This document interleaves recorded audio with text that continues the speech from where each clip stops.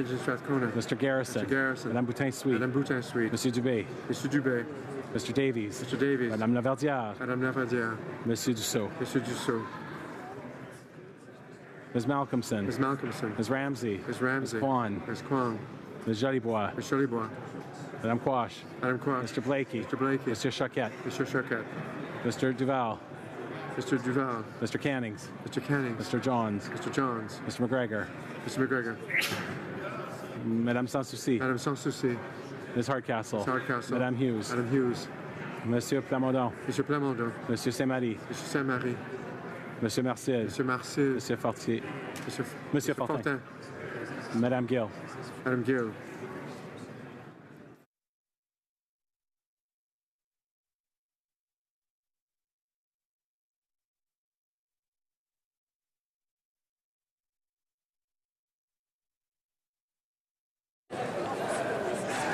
Yeas pour 165, 165.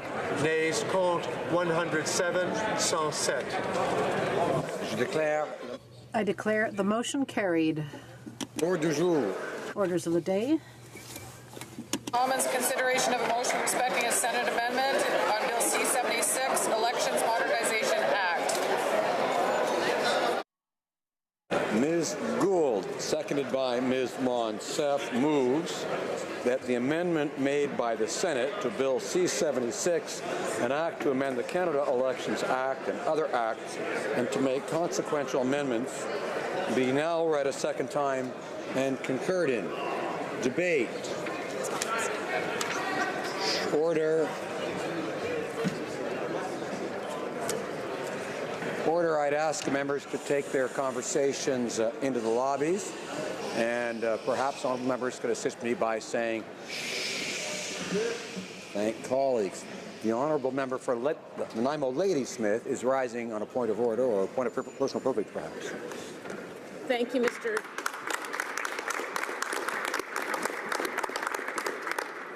Thank you, Mr. Speaker. I do rise on a point of personal privilege to say my final speech in this House. How could I be leaving this fantastic job? I am the fourth member of my family to be a member of Parliament, the first woman and the first New Democrat. I have the best spouse and political partner, Howard. I have an amazing staff team. I have a family that is proud of me and supports me, so how could I be giving a farewell speech? I feel like I've been able to achieve a lot in the 3 years that I've been here. Abandoned vessels, something that I've worked on for 8 years before being elected here. I feel we've really made a lot of progress. I've been honored to carry on former Member of Parliament Jean Crowder's work. We really pushed the issue here with the support of the Transport Minister and members of Parliament from the Atlantic. Pay equity was another win. It was my motion just weeks into this Parliament that got pay equity and equal pay for women onto the government's agenda. It was not there before. 3 years later, we almost have legislation. That's a huge win. And also with my fellow members of Parliament from New Democrat MPs from Vancouver Island, we got the rules for infrastructure funding changed so that BC Ferries could apply for capital infrastructure for ferry improvements. That brought $62 million into improvements for coastal communities. We're very proud of that work. I also was able to help with my staff team bring millions of dollars of funding into our riding of Nanaimo Ladysmith, hundreds of jobs, and a ruling that was done with the Speaker's agreement to change the rules so that the Speaker could recognize First Nations leaders who appear in the public gallery in this House. That was a small thing, but a new thing.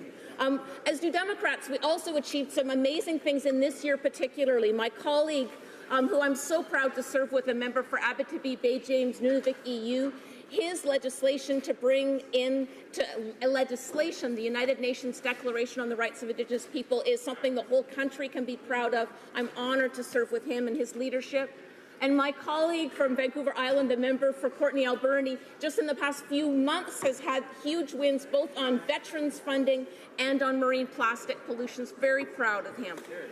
And other New Democrat fixes that we really hope could pass in this House. My colleagues have proposed closed containment for salmon farms, an anti-poverty plan, right to housing, labeling GMOs, pension reform, all progressive, constructive proposals. Sadly, all voted down by the Liberal government, but nevertheless, those are issues that we're raised. I love my job as Member of Parliament. I'm honored to serve with this beautiful New Democrat caucus. I'm proud that Jagmeet Singh is our leader, the first racialized leader of any political party in this country's history, and I've been so honored to serve in this historic building.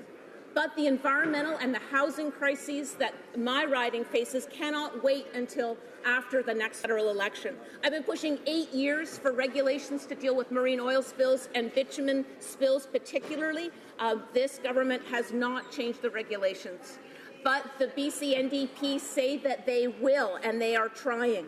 Affordable housing spending is largely pushed off until 2020 federally, but in my riding, BC NDP have just moved just this past week 155 homeless people into modular housing, and they've just announced spending of $12 million for 120 new affordable housing units done with community organizations. I fought to stop oil tanker transportation increases in my riding that would risk tens of thousands of jobs we have on the coast already. I thought all we had to do was beat Harper, but it turns out the Liberals bought the pipeline, and it's now, again, the BC government that is actually the one that's working to stop that. Climate change, the greatest crisis of our time. The Liberals adopted the Harper government's targets, and even the Ombudsman says they won't meet them. Again, the action on the ground that's creating both jobs and climate change action is provincial. Their NDP there is working the hardest to cut emissions and create jobs doing it. And I'm inspired by the New Democrat and Green cooperative government that is achieving results in British Columbia, and I'm really hoping that voters in the referendum do choose to move away from the outdated first-past-the-post system and into a proportional representation system to make every vote count. I'm sorry that that did not pass and that it was stopped by the government federally, but maybe we can make it happen provincially and inspire the rest of the country. And finally, although I am proud to have advanced abandoned vessel solutions federally, we did not get the changes that New Democrats asked for, dealing with the backlog, vessel recycling, a turn-in program, as has been done in Washington and Oregon, and the BC NDP campaign to do just those things, so I can help in that regard get this work finished. I'm honoured to have the endorsement of Union of BC Municipalities, Association of Vancouver Island Coastal Communities, and the Canadian Chambers of Commerce, all who have endorsed the same solutions that this government voted down. So that the Premier invited me to be part of his progressive government and stand for the nomination is a compliment to my staff team and my constituents who have worked hard to get real change on the agenda. In my 15 years of elected office, I have drawn immeasurably on the wisdom of my colleagues from Coastal Communities and Islands Trust Council. The Nanaimo First Nation Chief and Council are very strong partners, and Gabriola Island, my home, has continued lessons of sustainability and community action that continue to support and inform me. I've learned so much working alongside the Ladysmith Mayor, Aaron Stone, and John Elliott, the Seminas First Nation Chief. I want to recognize the collaborative work that they've done together and recommend it as a model for the rest of the country of what reconciliation and action really looks like. And we have a brand new mayor and a brand new council elected in Nanaimo, which has precipitated this by-election, but that creates a real opportunity for us in my hometown to be able to implement progressive solutions.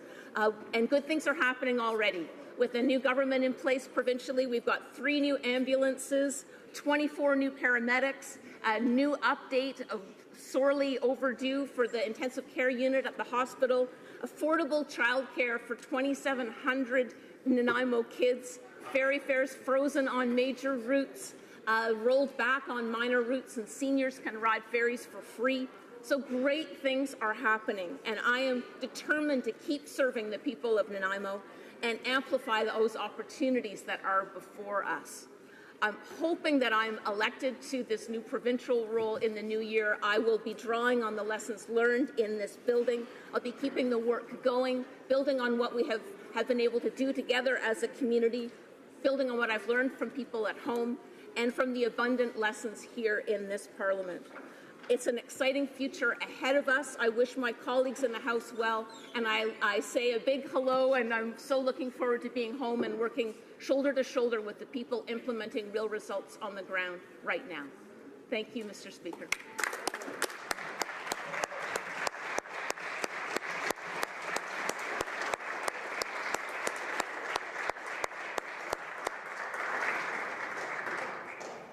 I thank the honourable member for Nanaimo Ladysmith for her comments, for her service, and may I, on a personal level, I'm sure all colleagues join me in wishing her all the very best in the future. It's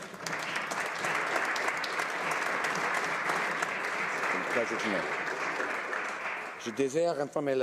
I'd like to inform the House that due to minister statements, government orders will be extended by 22 minutes. It is my duty, pursuant to Standing Order 38, to inform the House that the questions to be raised tonight at the time of adjournment are as follows. The Honourable Member for Essex, International Trade. The Honourable Member for Abitibi-Temiskaming, Veterans Affairs. Fanshawe, Canada Post Corporation. Debate. The Honourable Minister of Democratic Institutions. Thank you, Mr. Speaker. I am extremely proud to stand up in this House once again, and probably for the last time in this specific place, to talk about Bill C-76, the Elections Modernization Act. This is an important piece of legislation that will ensure Canadians continue to take part in our democratic process. To begin, I would like to take this opportunity to say thank you to all those who have been a part of the legislative process thus far. First, thank you to the members of this House for the enriching debate that led to some amendments in committee that are making this legislation even stronger. I would also like to thank senators, and in particular the sponsor of the bill in the Senate. I particularly appreciate the flexibility they have demonstrated in considering the bill despite challenging timelines.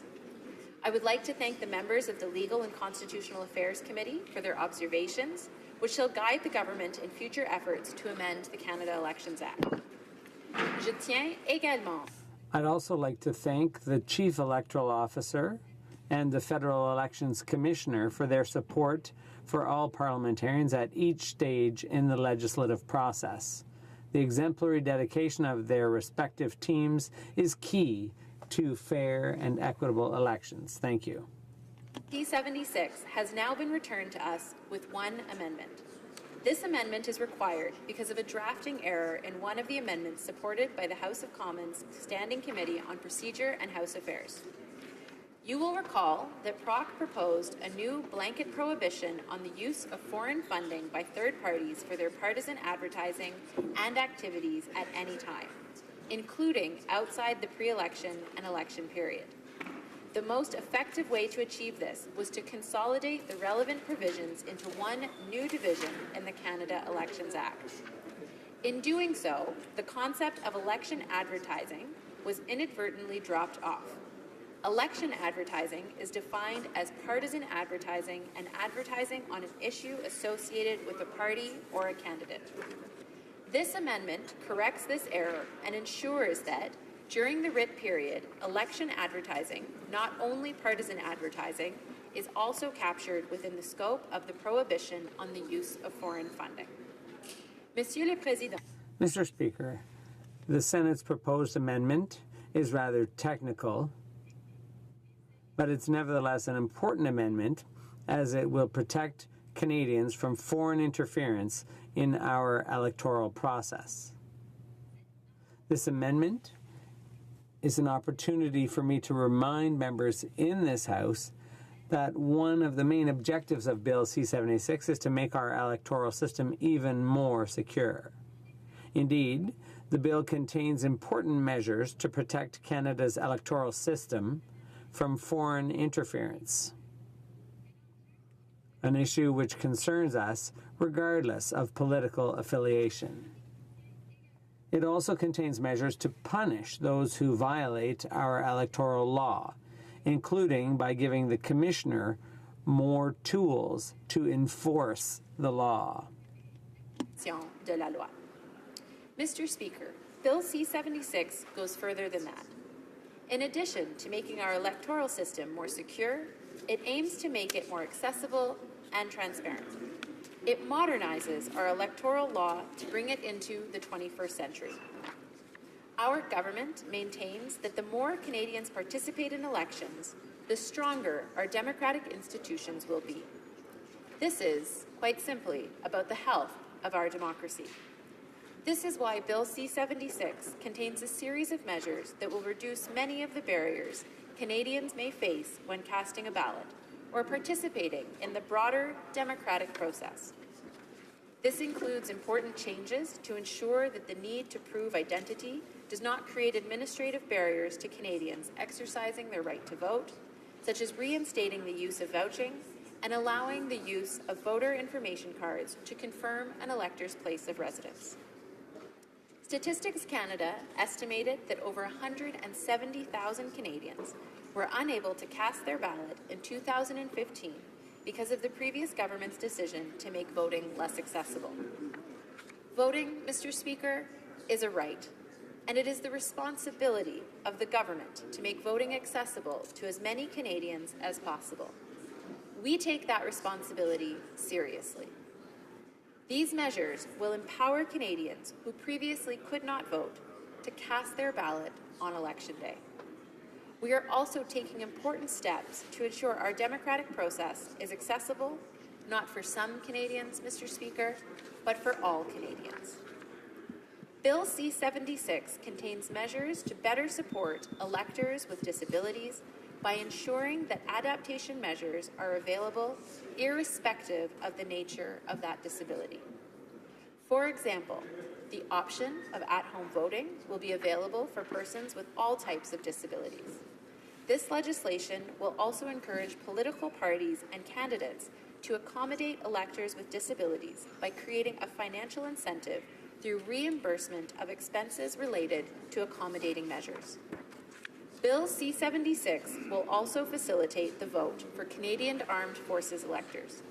It will expand the franchise to many Canadians living abroad, and it reinstates a broader public education mandate for the Chief Electoral Officer of Elections Canada. With this legislation, we are ensuring every Canadian who has the right to vote will be able to cast their ballot. Monsieur le Président. Mr. Speaker, the electoral legislative framework will put in place fair rules for candidates and political parties. This is only possible when we have rules around transparency. Bill C-76 makes great strides toward transparency. I mentioned, among other things, the creation of a pre-election period and of spending caps for political and third parties during this period. Further, third parties which are particularly active will be subject to a requirement to provide Elections Canada with interim reports before Election Day.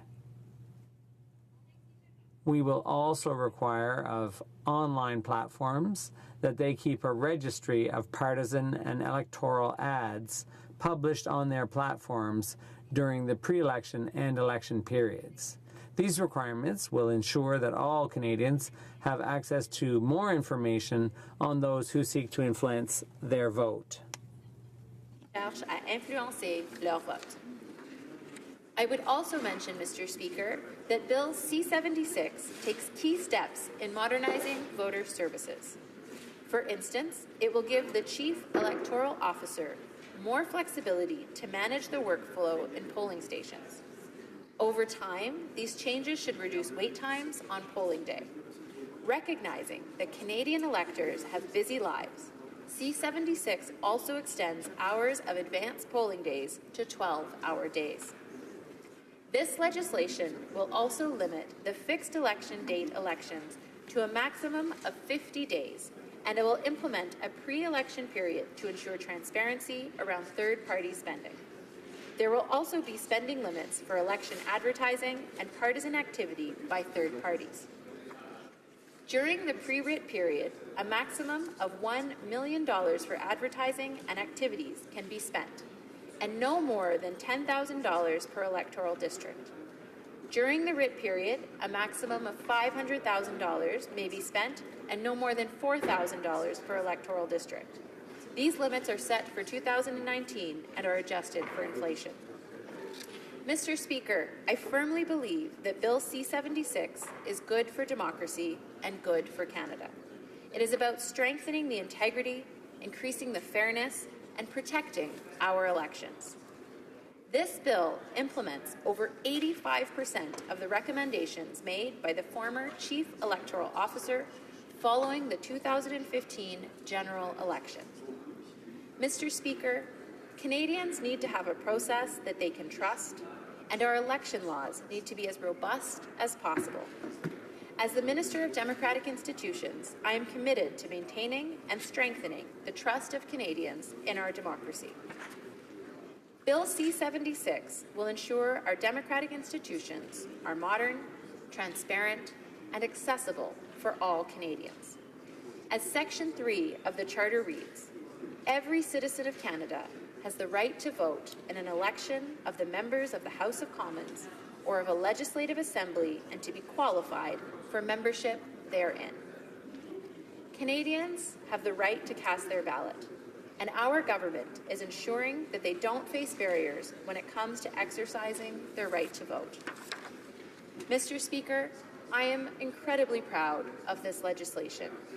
There is no right more fundamental than being able to cast your ballot and exercise your right to vote than that. This legislation is about Canadians, and Canadians can trust that it was drafted and introduced with them in mind. Thank you, Mr. Speaker. Questions and comments? Questions et commentaires. The honourable member for Durham. Thank you very much, Mr. Speaker. I'd like to thank the Minister for her speech on Bill C-76. I would agree with her that all Canadians hold our elections and our democratic traditions for this parliamentary democracy is very, very important. And the right to vote and the promotion of votes are very important, Mr. Speaker, as is debate in this House. Particularly, this will likely be the last bill we're debating in this historic original chamber of the House of Commons, Mr. Speaker. So my question for the Minister of Democratic Institutions on an elections bill that is about fair elections, about our democratic process, about debate, will the Minister undertake not to use time allocation or closure with respect to debate around our fundamental principles of democracy, our Elections Act and Bill C-76. Before we close this chamber, Mr. Speaker, will our Minister of Democratic Institutions renounce the use of time allocation or closure on this bill on our democracy? The Honourable Minister of Democratic Institutions. Mr. Speaker, and I thank my honourable colleague for his question and for his comments. And I would like to reiterate, I think, the symbolic importance of debating elections legislation in this place that brings all of us here as elected representatives. I think it's fitting to think about democracy in this place, and the fact that when hopefully this legislation passes this place and receives royal assent, that the next group of members of Parliament will be elected into the House of Commons, however, not this chamber in particular, but one in West Block. And I think that what is integral in this legislation is the fact that it will ensure that every single Canadian will have the ability to cast that ballot in 2019. And I think that's what all of us want to happen, because as my honourable colleague mentioned, promoting the right to vote, promoting the ability to vote, promoting education about voting is what all of us stand for in this place, and that is what C-76 does. Thank you, Mr. Speaker. In comments, questions et commentaires. The honourable member for Skeena-Bulkley Valley. Mr. Speaker, that was a curious exchange that we just watched, because there was a specific question from a Conservative member about the use of closure on this bill put to the Democratic Reform Minister, a tactic that, in all fairness, the Conservatives used on a voting bill in the last Parliament, at which time the Liberals said it was terrible that the Conservatives were using closure on something as important as a democratic voting bill, which is now being used by the Liberals, which they can't even admit that they're doing it in a straightforward question. Again, ironically, on a bill about our democracy. Canadians look upon this and scratch their heads in wonder. This bill is 750 days after they first introduced Bill C-33. It's 226 days after Elections Canada gave its own deadline. So many of the things, as the minister knows, that are in this bill that have merit will not be applied to the 2019 election because it took the Liberals so long to introduce the bill. Now, one very specific thing that's not in this bill, and I'd like to ask the minister about this, one change that New Democrats proposed was to say that the reimbursement that parties get back from Elections Canada, from the voters, from the taxpayers for elections expenses, should be tied to the effort that each party makes in presenting an equal mandate. So attempting to get towards 50-50. The Prime Minister made great accolades about his 50% of his cabinet being women. And we said, well, let's extend that to the whole House, because as she knows, 3/4 of this House still remain men, which is essentially the exact same composition that was under the Harper government. So if we're going to change this, as they often say in money and business and politics, follow the money. So we made this proposal, by the way, Mr. Speaker, this one proposal in Ireland, when it was applied, increased the number of women in underrepresented groups in the next election by 90%. Increased the number of women in underrepresented groups in the Irish Parliament by 40%. This one change they made. We proposed this change. Liberals voted against this change.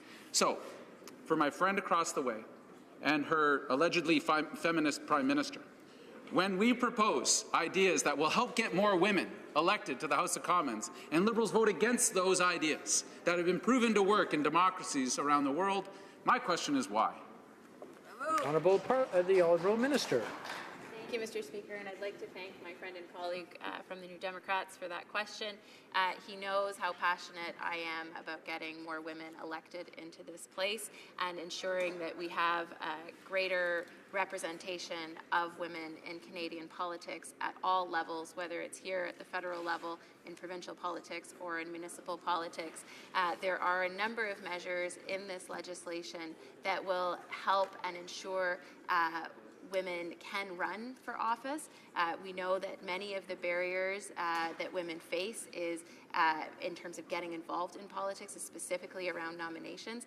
And one of the things that I am very proud of in this legislation, and it's something that has not, I don't think, been talked about enough, is the moving of the reimbursement for child care or other care expenses for family members out of the maximum that candidates are allowed to spend and put into a separate bucket. Because what happens then is if I have to pay for child care expenses as a candidate, previously I would have had to take that out of the maximum spend that I have, and I would have been at a financial disadvantage with a colleague who doesn't have those care expenses. And now those care expenses under C-76 will be reimbursed up to 90%. These are important, tangible measures that will make a real difference.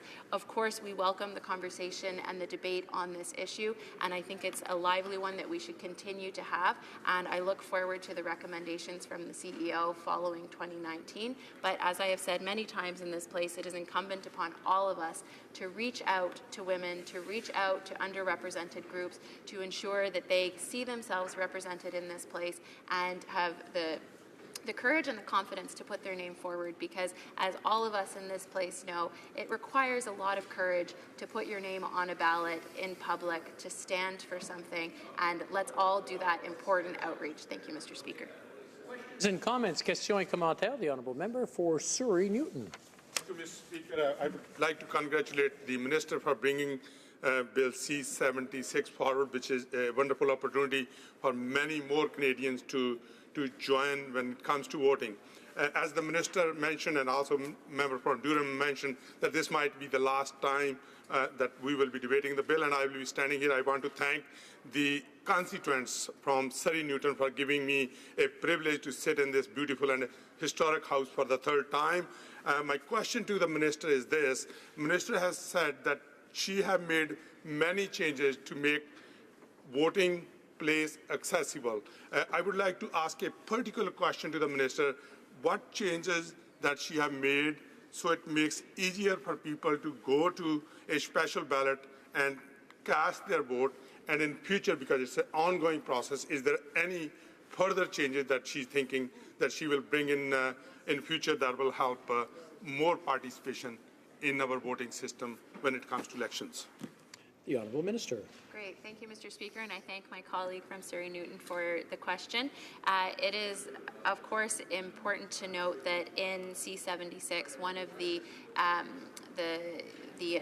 amendments to the Canada Elections Act that is included within this bill is the ability to ensure that vouching is a practice that can occur at advanced polls and at regular polls. And this is something that we heard from Canadians across the country, particularly our most vulnerable Canadians, who may not have the standard pieces of identification that many Canadians have, but not all Canadians have. And it was interesting when the CEO of Elections Canada was at both PROC but also at the Senate Committee on this. He talked about those vulnerable Canadians and who they may be, and he talked about with regards to vouching, but more importantly with regards to the voter information card as a piece that is used to establish residency, that it's often older women who make use of these cards because they maybe don't have a driver's license, and they also don't have bills that come or mail that comes to their house in their name. It's often in their husband's name. And so to be able to use the voter information card in conjunction with another identifying piece that establishes their identity means that they can cast their ballot, and that's something that's really quite important. Of course, I look forward, as I'm sure all members in this place do, to the CEO's recommendations following the 2019 election that will review how this piece of legislation was rolled out, how it enabled Canadians to vote, and of course, if they have any further suggestions, our government and the next government will take those under advisement. But what this legislation aims to do is to enable Canadians to cast their ballot regardless of their circumstance in life. Thank you, Mr. Speaker. Resuming debate, reprise du débat. The Honourable Member for Calgary, Midnapore. The Honourable Minister has a point of order. Government responses to question order papers 2025 to 2029. None? Would you like me to start again? Very good. That's fine. Would like to table the government's responses to order paper questions 2025 to 2029. Very good.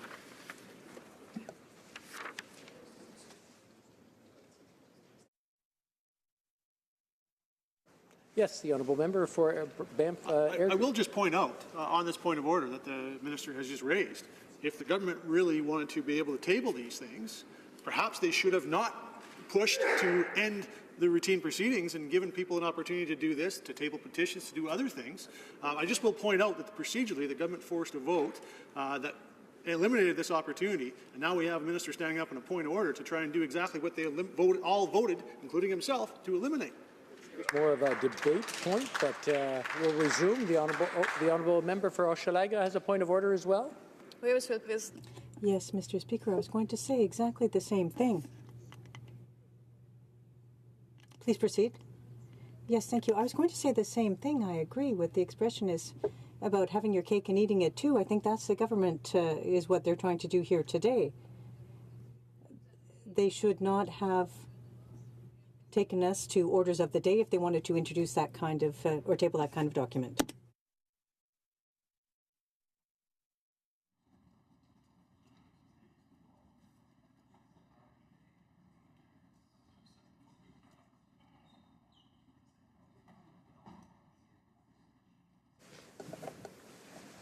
Okay, resuming debate, the Honourable Member for Calgary, Midnapore. Merci, Monsieur le Président. Oui. Thank you, Mr. Speaker, and thank you, colleagues. It's a pleasure for me to have this opportunity today to rise to speak to Bill C-76 for what I hope is the last time.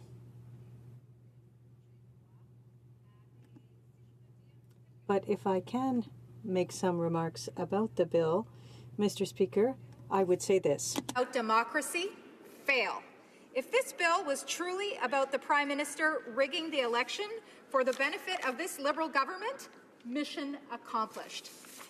And with that, Mr. Speaker, I will go on to explain how, in our view here in the official opposition, the way that Bill C-76 fails in so many regards to achieve the democratic purposes which the government claims that it does.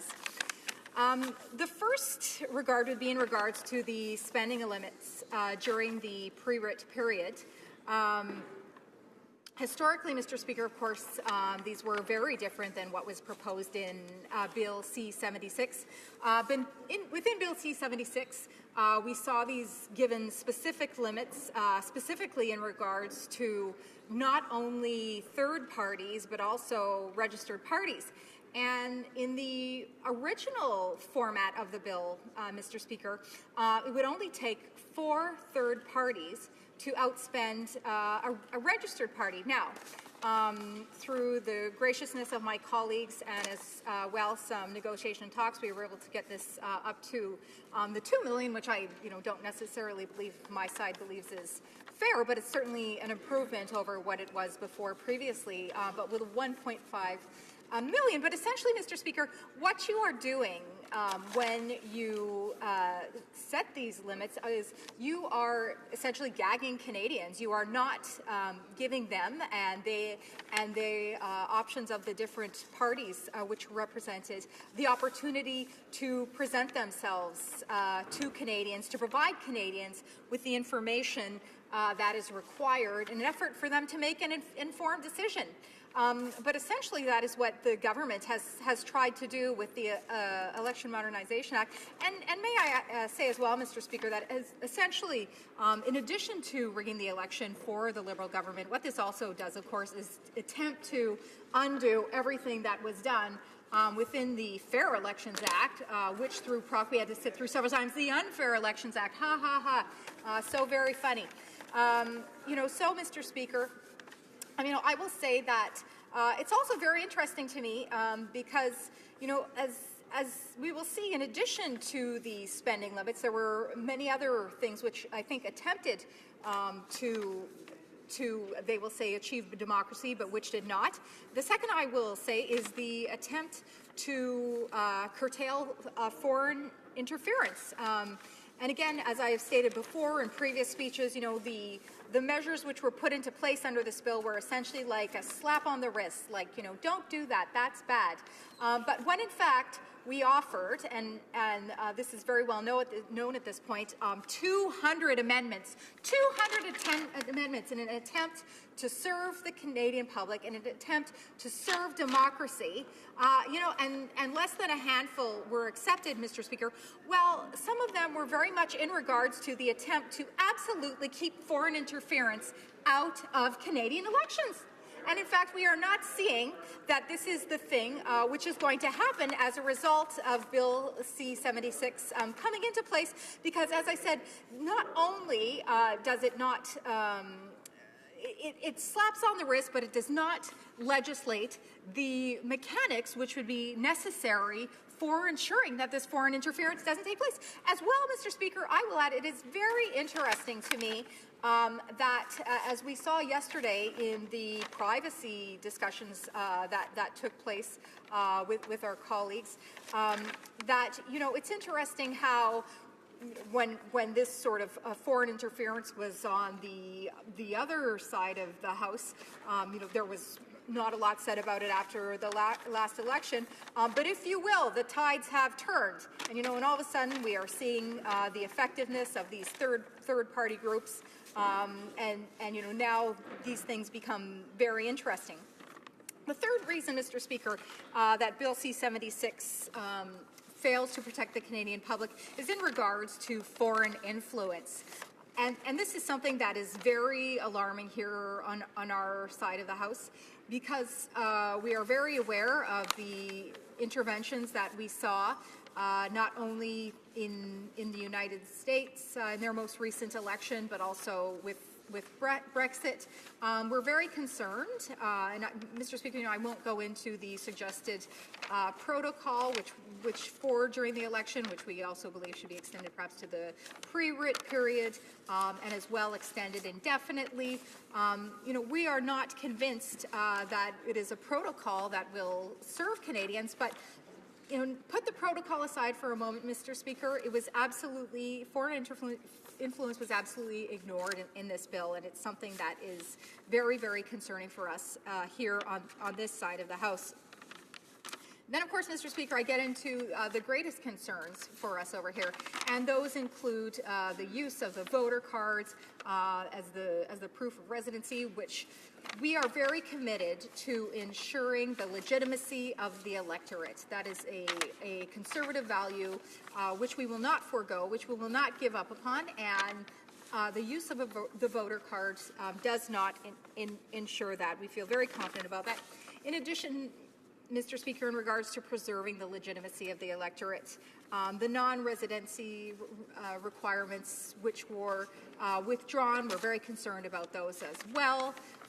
The vouch to return to Canada, the 5-year leave requirements, these things were withdrawn, and as I said, as a result, they very much leave us concerned as to this government's safeguard for the legitimacy of the electorate, which is the most important thing of all, ensuring that we have safe and fair elections for Canadians. That is the obligation of the government, and we take our role in pointing this out to the government as the official opposition very, very seriously. Of course, Mr. Speaker, this is coming back here because this bill went to the Senate, and our Conservative colleagues in the Senate who are truly conservative, who do not wear the veil of independent senators. We're very proud of our senators over there. Proposed 4 amendments to the bill on Monday, but all, Mr. Speaker, unfortunately, were no surprise defeated. So here we are again, Mr. Speaker, in conclusion of Bill C-76, bringing back this piece of legislation which fails Canadians, which fails democracy, which fails the Canadian electorate. But this really isn't a big surprise, considering that the government is also putting forward the debate commission to not only rig the election in their favor, but to rig the debate leadership process in their favor as well. And of course, we certainly cannot overlook this Liberal government's attempt to buy the media for close to $600 million. We simply cannot overlook all of these things.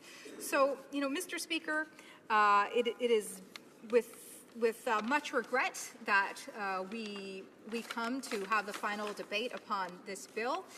We think that it is a travesty for democracy in Canada, but frankly, it's no different than what's been par for the course with this Liberal government.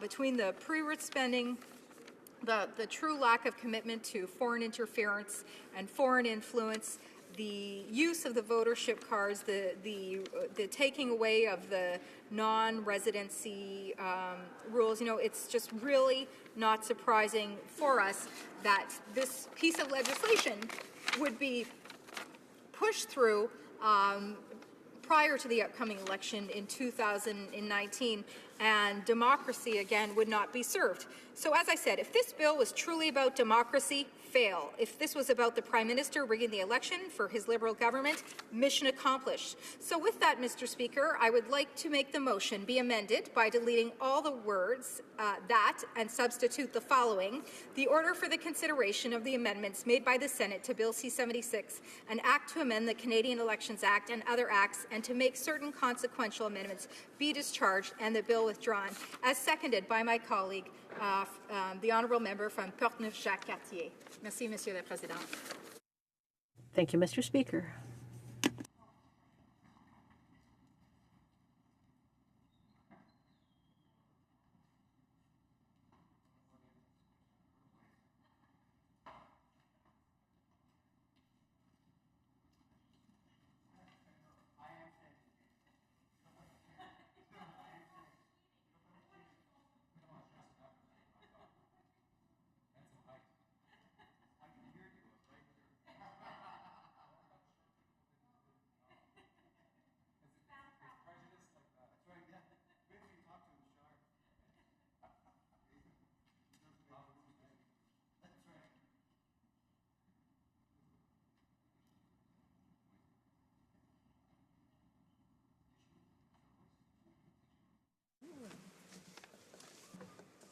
moved by Ms. Kuzi, seconded by Monsieur Godin, that the motion be amended by deleting all the words after the word that and substitute the following.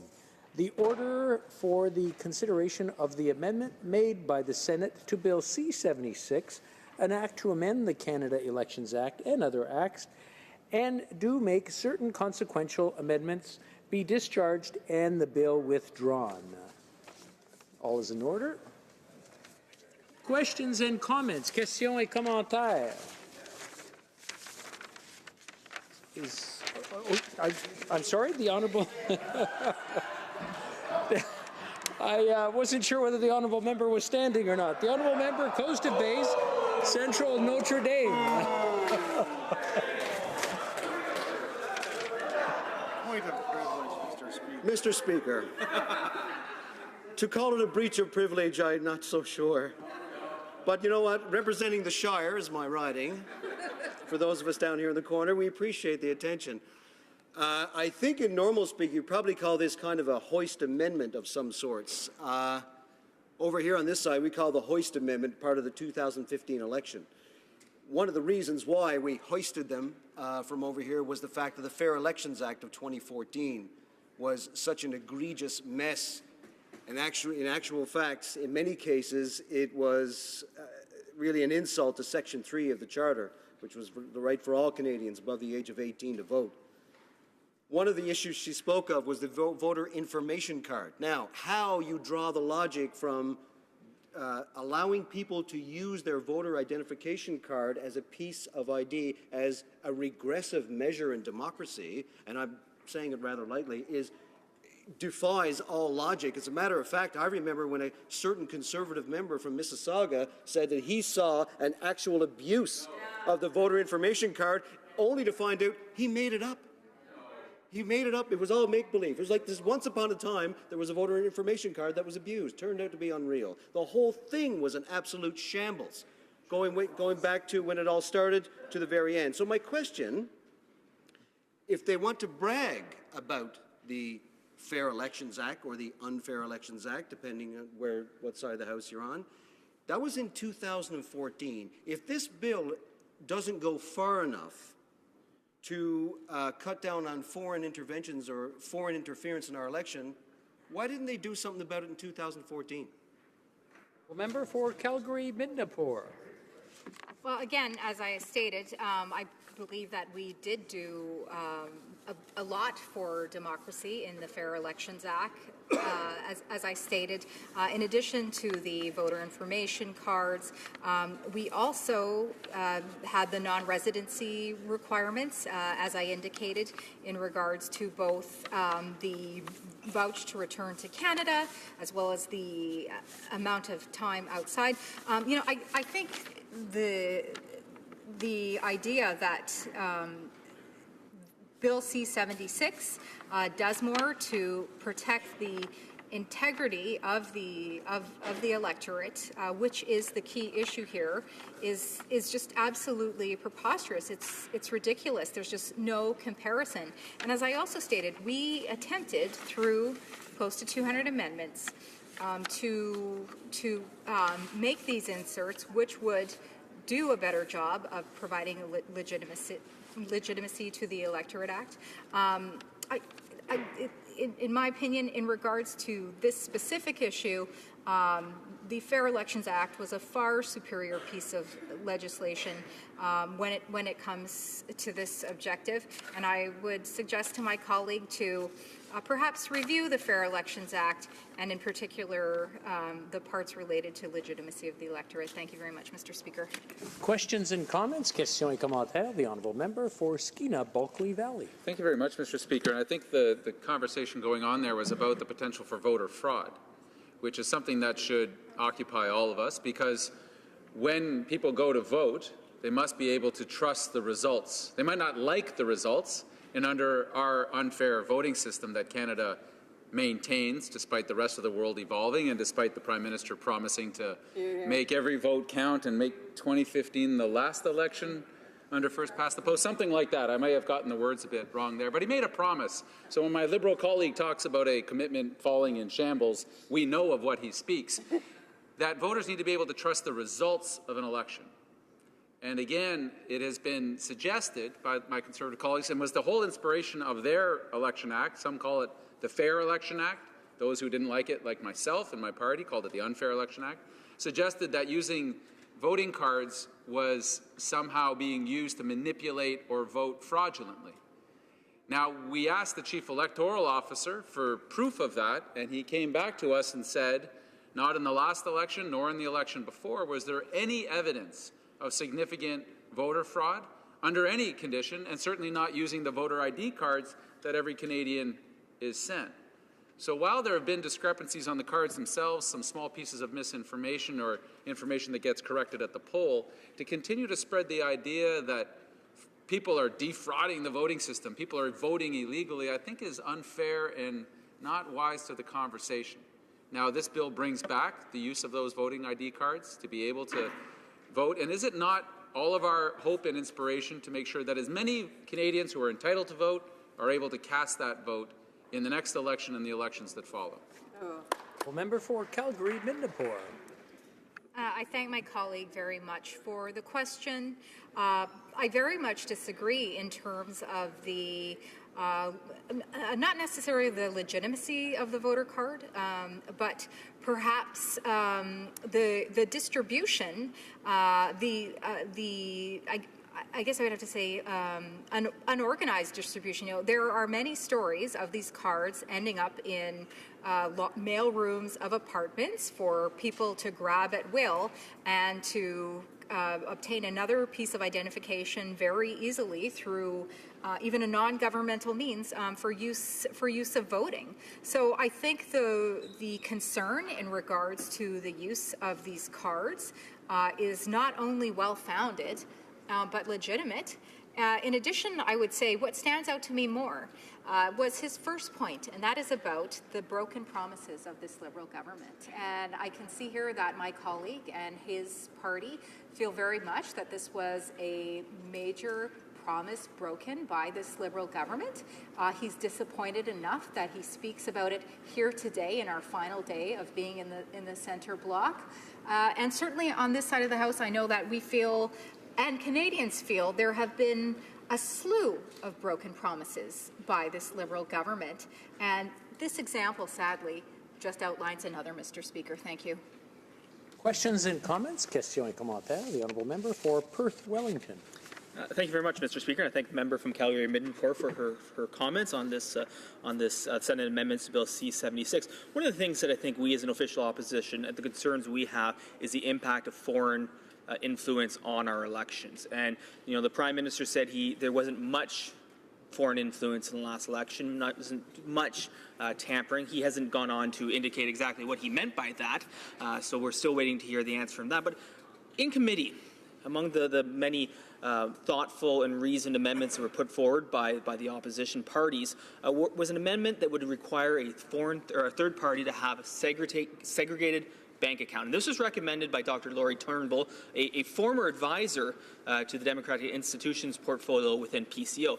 A segregated bank account that would ensure that every dime that goes into that account is from domestic sources with zero possibility of foreign influence stemming its way into those bank accounts. That was rejected by the Liberal majority. So I'd like to ask the member from Calgary-Midnapore what she thinks about the rejection by the Liberal Party of that thoughtful, reasoned amendment that was recommended by an eminent scholar in this field, Dr. Laurie Turnbull. Thank you, Mr. Speaker. The member for Calgary-Midnapore. Much, Mr. Speaker, and thank you very much to my colleague.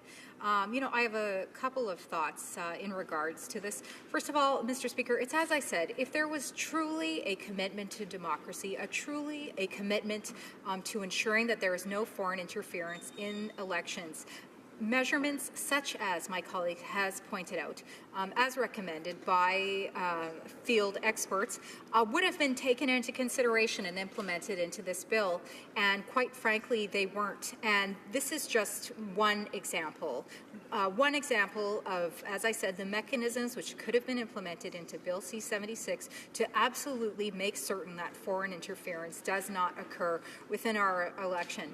My second thought is, Mr. Speaker, heaven help us, heaven forbid, should there be something major that occurs in the 2019 election, because based upon the lack of commitment to influence, interference, in addition to the weak protocol, which I'm seeing put forward in regards to the possibility of a foreign influence or interference incident, our electoral system and possibly election is in grave trouble, Mr. Speaker. So I thank very much my colleague for bringing this not only to my attention, but to the attention of Canadians. Thank you. Resuming debate, the honourable member for Skeena Bulkley Valley. Thank you very much, Mr. Speaker. It's indeed a pleasure this evening to rise in this place that has been referred to much over the last couple of days, is because we all know just in a few short days, members of Parliament will be exiting back to our constituencies, back to our homes for the holiday, and this place will be shut down for some number of years. Now, they say 10 years or 12 years, but in translation, in Ottawa speak, we're guessing more like 15 or 20 is probably fair. So I'm looking at my kids here today, and they'll be in their mid or late 20s the next time we'll be able to be in this place. And so I have some reflection on the fact that what we're dealing with is an elections bill. It's kind of appropriate that this place for the last 100 years has been the place where the representatives of Canadians from every corner of the country have engaged 2.5 sword lengths apart from each other to debate the issues of the day.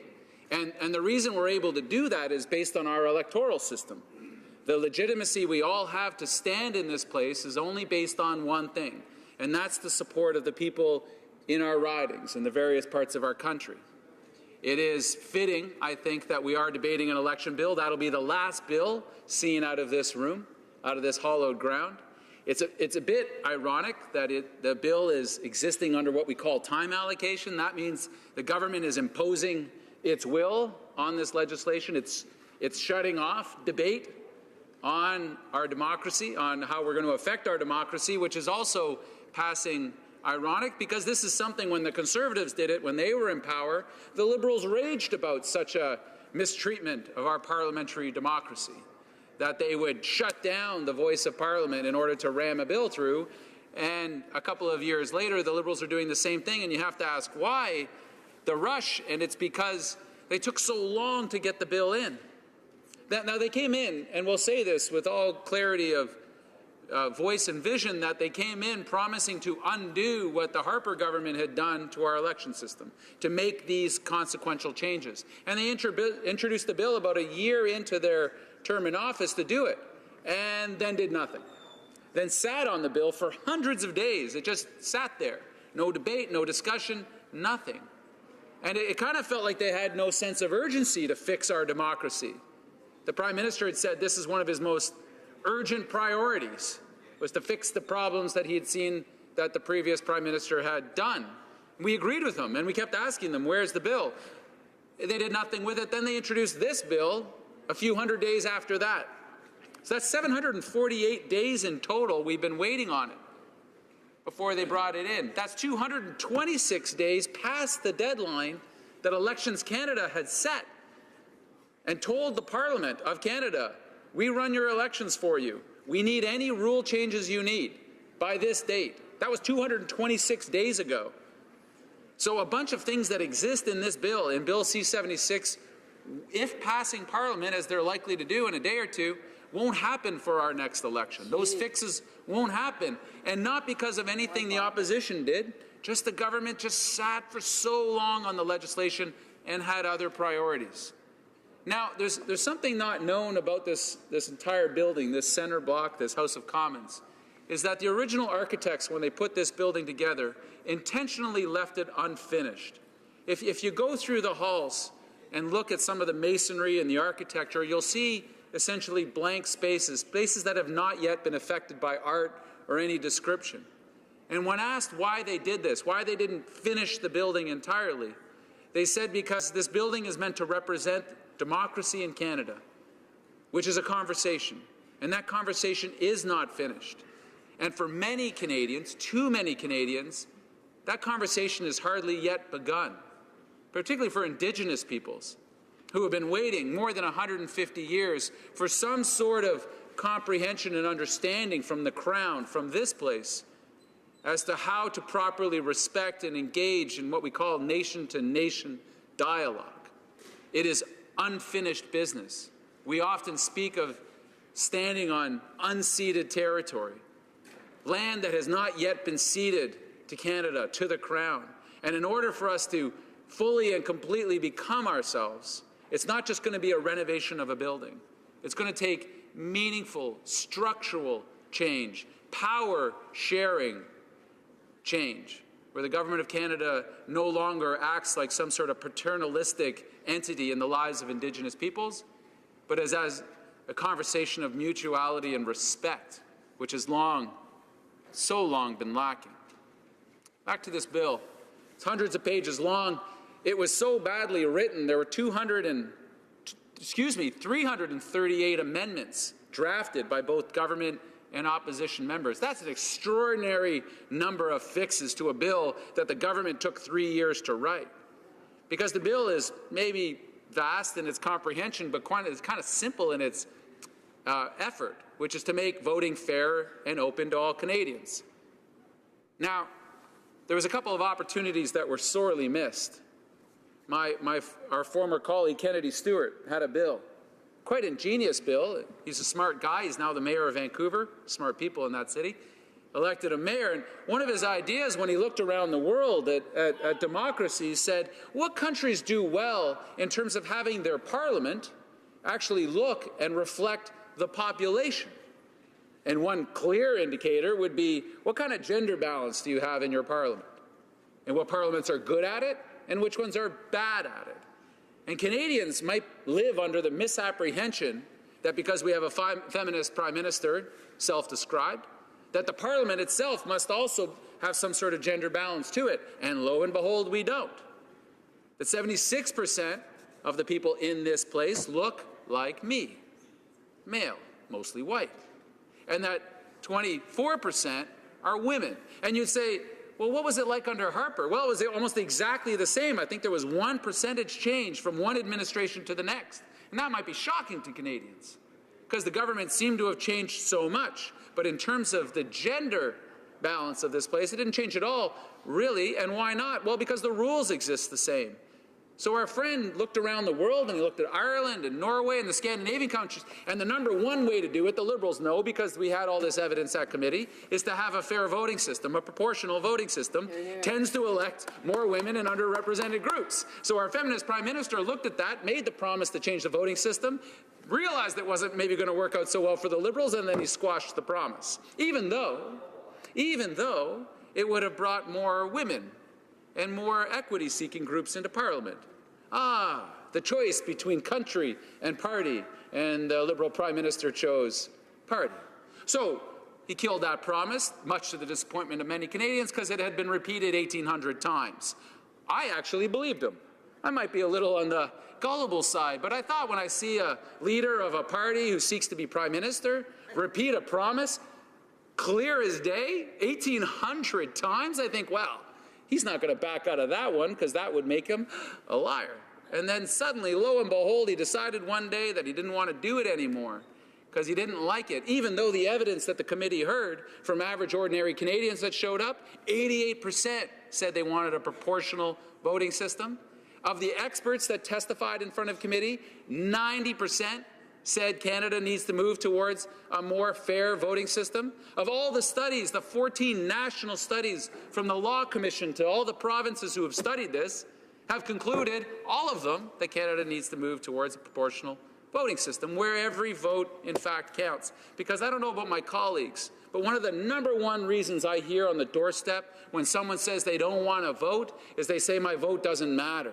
I vote for a party in my riding that doesn't stand a chance, and so what's the point? I voted in 10 elections, and I've never voted for somebody who held office. And in the last election, a little over half of all the votes cast in Canada elected nobody.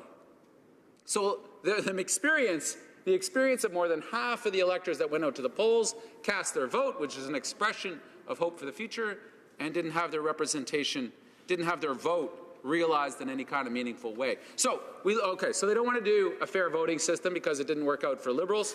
Then we look forward to this idea from our friend Kennedy Stewart, who says, hey, how about this?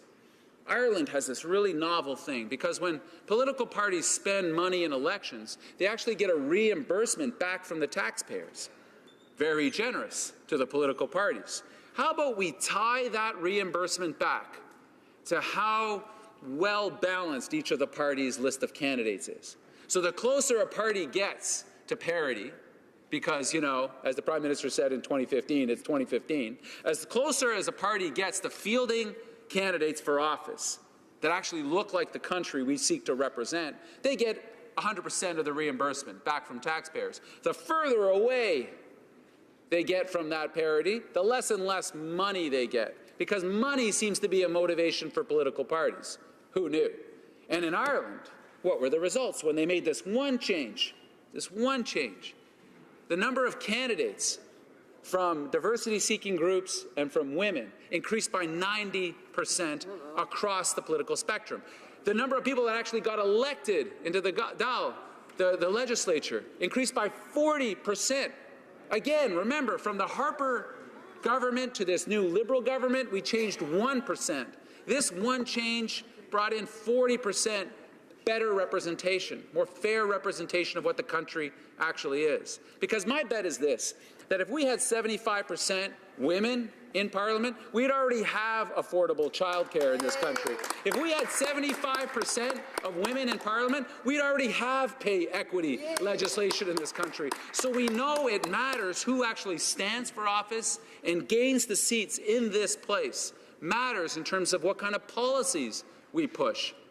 And for so long, for so many generations, women and other diversity-seeking groups are standing on the outside, pleading with the powers that be, rather than on the inside. And when the Daughters of the Vote were here, everyone remember this moment? 338 young women from across each of the ridings across the country were here. And one of the women got up and asked the Prime Minister a question. And she said, I would like to see proportional representation brought in as a voting system because we know it works. And he said, no. You know what it is that when you ask a man to run, he says yes, and when you ask a woman to run, she says, why me? Kind of felt like victim blaming a little bit. It's like it's the women's fault for not having enough courage and confidence to take on the challenge of electoral politics. Like women don't have enough courage and confidence to tackle some of the most difficult things that face families and communities right across this country. Felt it was a bit insulting. And this young woman shot back, which I think was really great.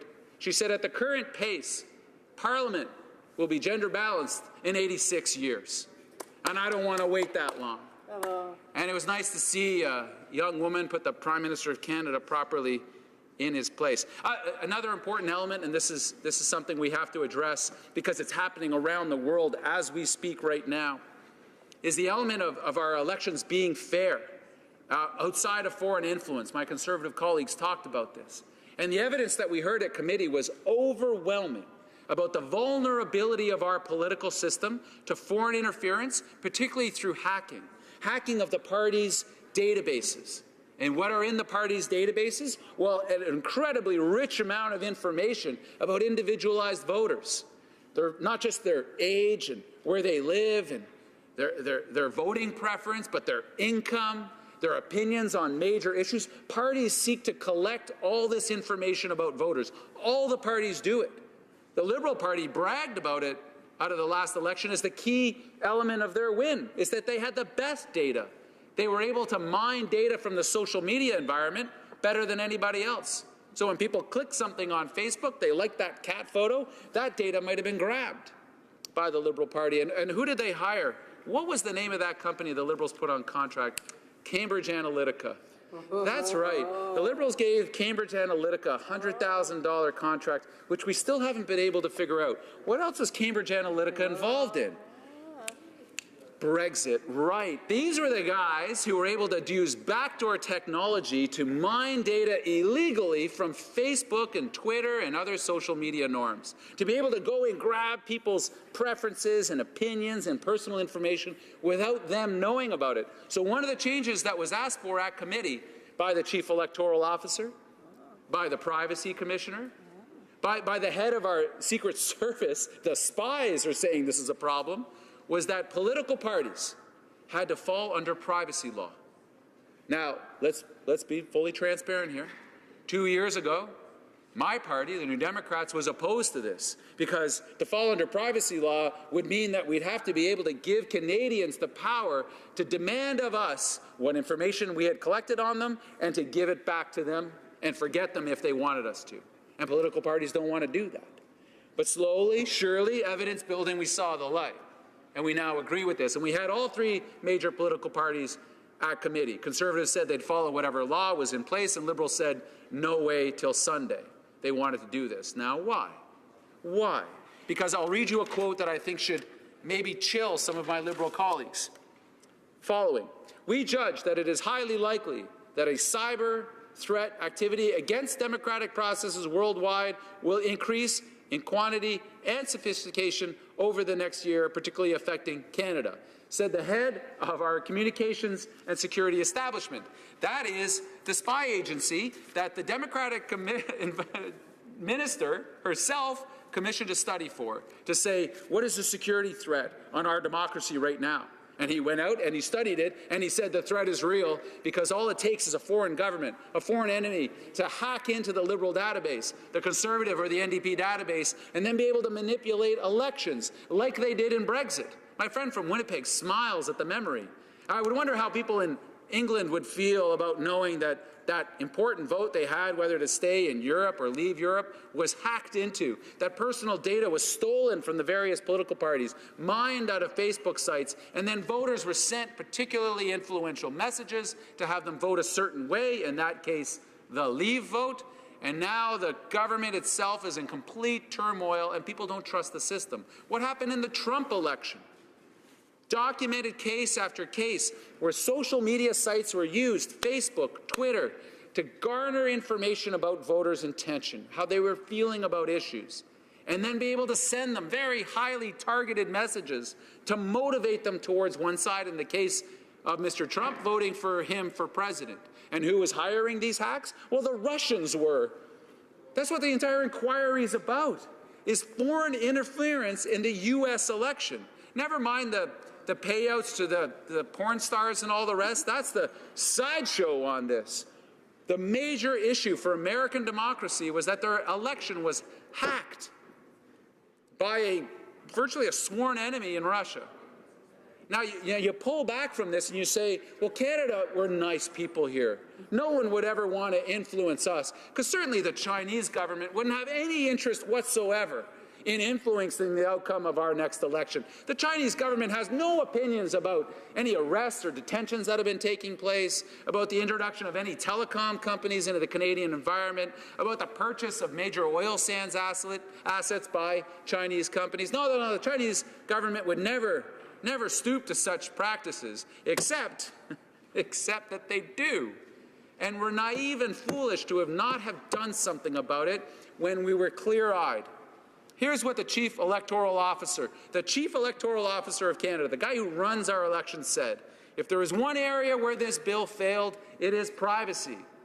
The Privacy Commissioner said there is, quote, nothing of substance, end of quote, with regards to privacy in this bill. The Civil Liberties Union said protection of personal information falls far short of internationally recognized privacy standards. So the Liberals said, let's just continue on with the Wild West. We'll be fine. We're Canada. As if that somehow would be a protection for us. Mr. Speaker, my sincere worry is this. As we look to the end of this Parliament, as the last bill to pass out of this Parliament is the most important one, which guides how we elect our representatives, the people to speak on our behalf, the people who will make the laws that affect us not just today but for generations to come. And in passing this piece of legislation, the Liberals were given all of the evidence. They were given the solutions to fix the bill, to protect our democracy as best as we could from foreign interference, from hacking, from people trying to influence the outcome of a free and fair election. And the Liberals said, we just need to study that more. After hundreds of days of delay, they said we need to study it more. When we were studying it at the time, and their own members on the Privacy and Ethics Committee just finished a study on this and concluded, this is radical, I know, that political parties should fall under privacy law, the very thing we were asking to be changed in this bill. So Liberals on one committee said we need to do this to protect our democracy, and Liberals on one committee over didn't want to enact it into law. This is so frustrating. We can't have this. So as we end this session, as we see this bill make its final way, let's not pretend that it does all the things that the minister earlier claimed it does, because it doesn't. And Canadians need to understand and be vigilant and wary and say that when we do this again, because we're going to have to fix this again, because my fear is this, is that we'll have our next election, and in the midst of it we'll hear of allegations of hacking and foreign interference, and at the end of the election there will be actual evidence of a hacked election, and Canadians won't just blame one of the political parties, they'll lose even more faith than they've already lost in our political process, and that undermines everything that we try to do in this place and everything that we've been trying to do for the last century in this place. We can do better. Canadians deserve better. This bill could have been so much more. Thank you very much, Mr. Speaker. Questions and comments. Questions et commentaires. The honourable member for Coast of Bays, Central Notre Dame. Thank you, Mr. Speaker. And to my colleague, this is one of the final times we get to speak in this House, and we've been doing this since 2004. So I want to thank him for his speech and his insight on the legislation going back. But I just want to go back in with the issue about the last election and when we talk about democratic reform. Now, I'll let him talk about the position that we took in 2015, which he's already done. I'll do it again. But I want to talk about their position for just a moment, because it seems to a lot of a one-sided argument. And I do this with the utmost respect. My problem with the NDP and their position in the last election was simply this. They wanted to propose not only democratic reform, not only proportional representation, but an exact prescription as to how that would be initiated. It's called mixed member proportional representation, MMP. It was something that was run by the electorate of Ontario a while back and in other jurisdictions. Here's what they based it on. In 2002, there was a Canadian Law Commission study that was done across the country about how you would reform the democratic process, and if you went by way of proportional representation, the MMP would be the system to use. Now, I'm not saying that would not be a good thing to have in this country. You have 1/3 people either taken from a list or appointed by a leader. 2/3 would be directly elected, much like we are here. Our ridings would be much bigger. So there you have two levels of MPs in this country. But it was so prescriptive in the fact that, they spent 2 hours in 2002, just 2 hours, in St. John's, Newfoundland, to talk about this system, and now they're going to take that 2 hours and impose it on the people. Now, again, I found it at the time to be overly insincere because, in actual fact, it could not have been done within 4 years. It couldn't have been done because the fact that so many people were not consulted about this exact system. If they had opened up the conversation post-election, that would have been better. Thank you. For Skeena, Bulkley Valley. Thank you. I have great respect and admiration for my friend from the Shire. The notion, though, is strange to me that he seems to be critical of the idea of parties standing in elections making promises that are specific. It seems to me two things. One is specificity is okay. Voters can handle it. Second is that in the process of the study that colleagues were on, where we went around the country as part of the Electoral Reform Initiative, which the minister at the time, I remember this, she stood up in the House and said, the striking of this committee is almost as significant as women earning the right to vote. Strange irony that she later became the minister who killed that very initiative. Life works out strange in politics. But she saw it as important, and as did I, and a lot of us put a lot of energy into it, and our families paid some sacrifices, and we listened to Canadians. And MMP, the system he describes, was overwhelmingly supported, as it is by the evidence, and as it is around with our global partners in democracy. So even for those that don't follow the intricacies of voting systems, what I say is look at results. How do countries that use first past the post do when measuring economic, environmental, and social measures? Are they more equitable? Are they more green? Are they doing better for the economy? And overwhelmingly, the committee heard from all the research in the OECD, which is the developed countries of the world, free democracies, overwhelmingly OECD countries that use proportional voting system get better outcomes, not just on the environment and social issues, which you might guess, but also on economic issues. So aside from the actual way that the vote is casted, most Canadians are curious about a couple things. One is, do I have a direct representative? Do I have someone I can call? And what kind of government am I going to get? Is it going to produce better results for me, my family, and my community? And the evidence on that scale was overwhelming. I'll end on this. With the minister and with the Prime Minister's office, with the Prime Minister himself, I was not prescriptive in our attempts at negotiation. We never at any point publicly or privately said it's MMP or bust. It has to be exactly this model. We set a range of models. We also offered the government a slow roll. They could do it over a few elections. We'd offered as much as we could. But in the end, the sincerity to actually do something about it was lacking. In all honesty, on the government side, there wasn't a willingness to see this thing through in any other form than the personal system the Prime Minister liked, one that isn't used by one House in the Australian government, which doesn't work for Australians or anybody else. The Prime Minister should have known better. And in the end, his declaration that he said the decision to betray this promise was his and his to make. I fundamentally disagree with that type of notion of what parliamentary democracy looks like. Questions and comments? The honourable member for Calgary Midnapore. It'll be about a 1-minute question and a 1-minute answer, and we'll have to terminate at 6 o'clock. Mr. Speaker, then I'm shocked actually with how much I'm hearing that I agree with from my colleague from Skinnabilk Valley.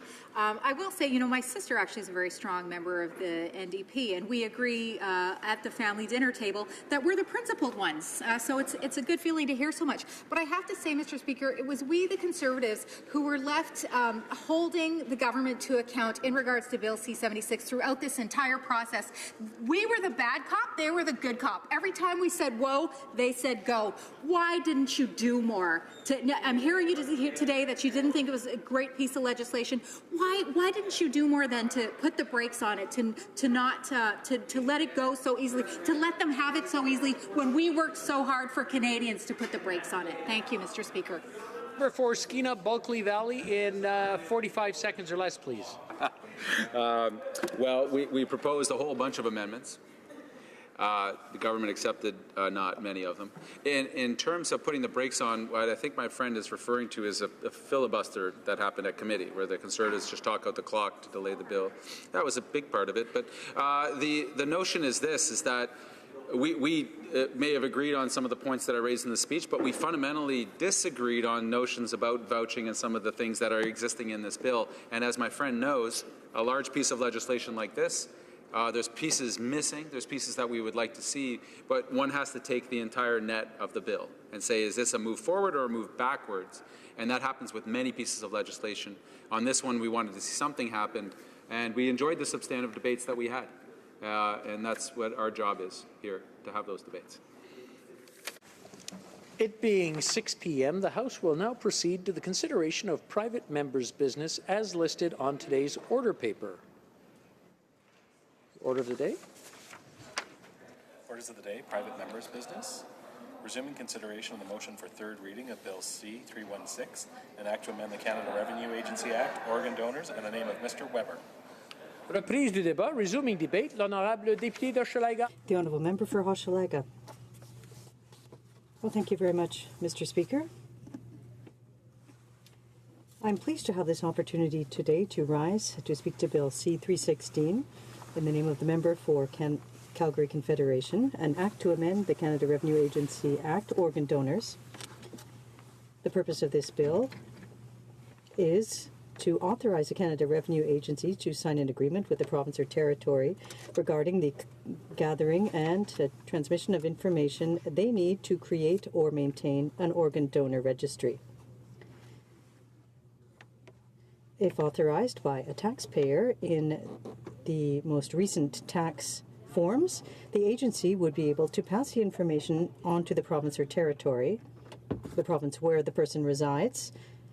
And, Mr. Speaker, the NDP is in favour of this bill. We strongly believe, that we should take all steps to guarantee Canadians have access to organs or tissues they need. And this isn't a new position for us. Since 2002, 2 NDP members have tabled bills designed to create a pan-Canadian organ donor registry and to coordinate organ donation in Canada on 5 different occasions. So this bill is an essential one. It is a lighter version of the one we have long supported, which enables people to have access to tissue or organs as required.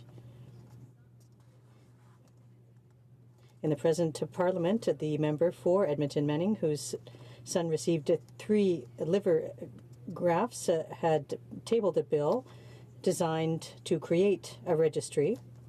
Bill C-223 was debated in the Chamber in 2016 and defeated when the Liberal caucus voted against it. That decision by the Liberal Party was subsequently defended by the previous Minister of Health, who is now the Minister for Indigenous Services, who stated at the time, this is a matter that falls under provincial jurisdiction. We cannot support the bill. We hope, Mr. Speaker, that this bill which essentially seeks to have collaboration between the federal government and the provinces and territories when it comes to putting in place their own organ donor registry, will be adopted by the Liberals this time. At present, Canadians who are on a waiting list are suffering because of the low donor rate. And in fact, only 20% of Canadians are registered in their province or territory. Some provinces and territories are taking steps to increase the number of registered donors, but despite these steps, too few people agree to donating their organs or tissue. The Standing Committee on Health recently conducted a study that enabled parliamentarians to learn that in 2016, 260 of 4,492 people on the waiting list for a transplant or graft died before obtaining the tissue or organ they required to survive. Now, these are our fathers, our mothers, our sisters, our brothers, our children. This must stop. One death is one too many. In the NDP, we believe that the federal government could continue without interfering in areas under provincial jurisdiction by adopting this bill. I reiterate that if this bill is adopted, the bill we are currently adopting, the federal government would cooperate with the provinces and territories and facilitate the registry of Canadians as organ donors. Clearly, specific measures would have to be taken to ensure that taxpayers consent to the transmission of their personal information to their province or territory of residence. To add to the organ donor registry, because otherwise it would not be possible to pass this information on to another level of government. Mr. Speaker, a donor can save 8 lives and help 75 people. But as I said earlier, Canada and Canadians are lagging behind when it comes to organ donation. Canada is in the last third of developed countries when it comes to organ donation because of the rate of 18 donors per million inhabitants. The purpose of this bill is to increase the number of donors to enable Canadian taxpayers to register on the registry for organ donation and tissue donation in their province and territory, thereby giving their consent on their income tax return. This legislative change would contribute to improving consent and promote culture focusing on organ donation and tissue donation in Canada. Several organizations and health professionals support this bill. What we need here is some political will.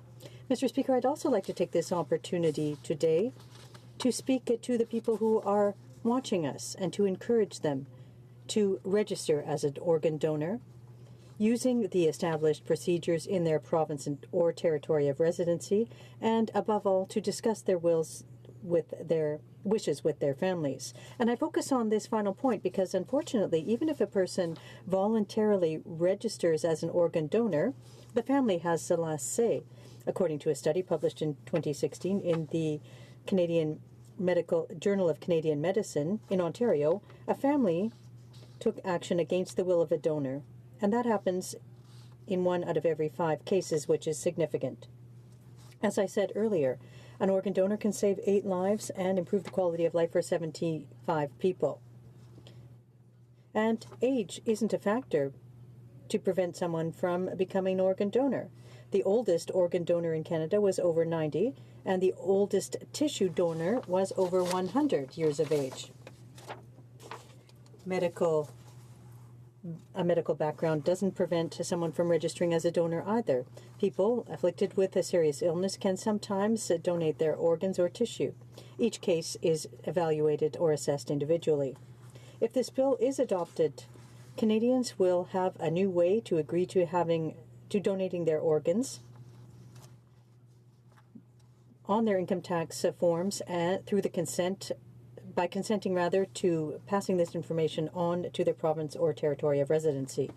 And this can save lives. And since I have an opportunity to speak to the House today, I'd also like to take this time to thank all people working behind the scenes and who make us look good on a daily basis. I'd like to wish them all an excellent holiday season. But bearing in mind the subject of today's debate, Bill C-316, I'd ask everyone to be very careful, especially if they're taking to the roads during the holiday season. Mr. Speaker, I wish happy holidays, Happy New Year to all of my colleagues. Happy holidays, take care. Thank you, Mr. Speaker. Resuming debate, the Honourable Member for Calgary-Shepherd. Bravo! Bravo! So I'm pleased to be joining debate on third reading on a private member's bill that I've co-seconded and I do support. I know it's late in the day, but I still want to give credit where it's due to the member for Calgary Confederation for the work that he's done to bring it this far and to get consensus on both sides of the House on the value of the bill, the contents of the bill, and also what it will do for Canadians. They say that a good name is better than a precious stone. It's a Yiddish proverb. Members know I love Yiddish proverbs, so my last opportunity in this place to use one, I had to do it. Members know this. In the fall economic statement, actually, the Government of Canada made an allocation of $4 million in order to make sure that this private member's bill, the intent, the purpose, actually follows through. So I'm hopeful. I see a great opportunity to help Canadians who are in need of that precious gift of life to receive an organ donation or a tissue donation sometime during their lives. I won't repeat the statistics that members have heard repeatedly already, many times over and over again. Members know this too, that my family, my two oldest boys, someday will likely need a kidney transplant, and therefore this issue, I take it to heart. That's why I wanted to give the credit to member for Calgary Confederation that he's used his good name in order to advance the cause of organ donation over 3 years. Really, this was a work of 3 years to get it to the point where members from all sides could agree that making a very small change to the information that the Canada Revenue Agency collects and a simple small modification to the Schedule 1 tax form would ensure that perhaps over the next few years, we save a dozen, 100, 200, hopefully more lives by just making a very small change that our provincial territorial governments will be able to take advantage of and then use to their advantage. Maybe, I'll do something I don't often do, which is use two Yiddish proverbs, since this is the last time I'll be able to rise in this House. They say that health comes before making a livelihood. And those who have either donated an organ or received one will tell you that in the lead up to the period, their lives changed drastically. If you're in need of a kidney transplant, or you are on dialysis, and you're perhaps in your 30s or your 40s, you have to give up all the foods that you ever loved eating during your entire lifetime. And for the time period that you are on dialysis, you have to adjust your entire diet. You have to start to learn to love things like low salt food, no salt whatsoever. French onion soup is something that you will often hear transplantees talk about. Those who are waiting for, a lung transplant, as Robert Sallows, that I know the member for Calgary Confederation could speak volumes about Robert's activism and his intent. A double lung transplant recipient will tell you that it's very difficult to work. It's very difficult to earn that livelihood. Our health, we absolutely depend on our health, both to further our careers, to further the livelihood that we're trying to earn. So, Mr. Speaker, I'm I won't be speaking too long. I know that'll please a great many members. I won't be taking up the full time that I've been allotted in private members' business. I will say this, that as this chamber and this week is coming to a close, and that we'll be moving over to the interim chamber in what is West Block and the new renovated space. Many members have come before us in this chamber who've taken on the great issues of the day, and we heard from leaders and from the government House leaders speak about this too. I know that New Democratic Party, their House leader had, I think, an excellent statement on our ancestors who spoke in this place about the great issues of the day. And the one I will mention is in this House, because everybody knows about the office that he used, was John Diefenbaker's office, a member of Parliament who spent decades in this place trying to make it better, trying to improve it. And he loved the House of Commons. He loved the space. He loved the debate. He thoroughly enjoyed the cut and thrust of it. And he would use, in his biographers have said of him, a speech crutch called, whenever he would forget what next sentence he wanted to use, he would stop. And he would say, but Mr. Speaker, I'm still a House of Commons man. And then he would give himself a pause and just a moment so he could catch up to where he was going with his next argument. And from then on, he would continue. So if you read his speeches, they're actually peppered with that speech crutch that he would use quite often. Many members do ums and ahs, or they say, Mr. Speaker, in this House. And that's all fine. It's just part of the debate. And I know when I was a very fresh member in this House, I used written speeches. I would write them out ahead of time because I was always afraid of making a speech, and of making a mistake or not covering all the points I wanted to make. And I think a great deal of members have vastly improved in their ability to do that. And it's thanks to hours like this, the private members' business time, where you can spend 10 minutes speaking on a specific subject that you're passionate about, hopefully, and to provide, your personal viewpoints, the viewpoints of your constituents, your personal experience, or the experience of a constituent that they've sent you a letter or an email in order to make a case for a legal change, a regulatory change, or simply a different viewpoint that needs to be put into the Hansard. So as our time comes to a close, Mr. Speaker, I'll be supporting this bill at third reading. And again, I want to thank the member for Calgary Confederation, all those also who co-seconded the bill to take it this far to ensure that those who are looking for that gift of life, the precious gift of an organ or tissue donation, will have it that much easier in the future. And that, for once, I think, and many members perhaps will agree with me on this, the Canada Revenue Agency will be seen to be making a great help to Canadians instead of an impediment to them, especially during tax season. Thank you, Mr. Speaker. Bravo. Bravo. I see the Honourable Government House Leader rising on a point of order. The Honourable Government House Leader. Mr. Speaker, I'm definitely warmed by the words of that member, and it is interesting to be rising in this place because so much has been done, and I do know that we are able to accomplish much, but unfortunately an agreement could not be reached under the provisions of Standing Order 78.1 or 78.2 with respect to the considerations of the Senate Amendment to Bill C-76, an act to amend the Canada Elections Act or other acts and to make certain consequential amendments. Under the provisions of Standing Order 78.3, I give notice that a Minister of the Crown will propose at the next sitting a motion to allot a specific number of days or hours for the consideration and disposal of proceedings at the said stage. And I thank you, Mr. Speaker, and I thank all the people that work around you to make this place function. I can assure you that we will continue trying to work even better to ensure that we are serving Canadians. Thank you. I'm sure the House appreciates the notice on behalf of the government and the Honourable Government House Leader. We'll now go to resuming debate, and the Honourable Member for Egmont. Thank you, Mr. Speaker. Mr. Speaker, I rise briefly to speak on the bill and indicate that this particular piece of legislation has a strong support from the Minister and all members in the House. We support the bill and will not be putting it forward any more speakers to speak on the bill as an indication of the support coming from this side of the House. Mr. Speaker. Resuming debate. Reprise de débat. Accordingly, I invite the Honourable Member for Calgary Confederation for his right of reply. The Honourable Member has up to 5 minutes. The Honourable Member for Calgary Confederation. Yeah. Well, thank you, Mr. Speaker, and I will be brief here as well. Mr. Speaker, in the week since we have debated this bill, 5 more Canadians have died awaiting a life-saving transplant. Delays are costing lives at a rate of 5 per week. Bill C-316, Mr. Speaker, has been unanimously supported through a Health Committee study. And this bill has been unanimously supported by all parties at second reading.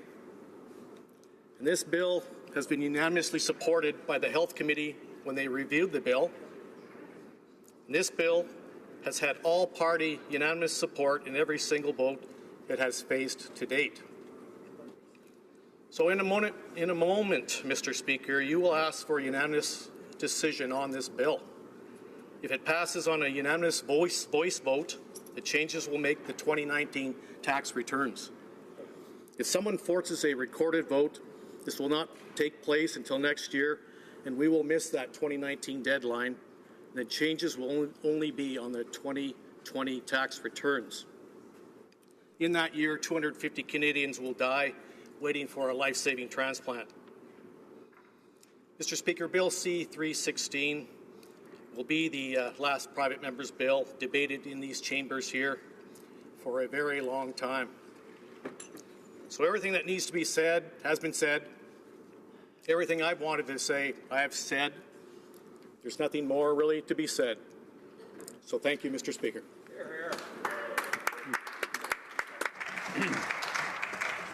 The question is as follows. Mr. Weber, seconded by Mr. Waugh, moved that Bill C-316, an act to amend the Canada Revenue Agency Act, organ donors, be now read a third time and do pass. Is it the pleasure of the House to adopt the motion? Yes? Yes? Carried. This bill, troisième lecture de ce projet de loi.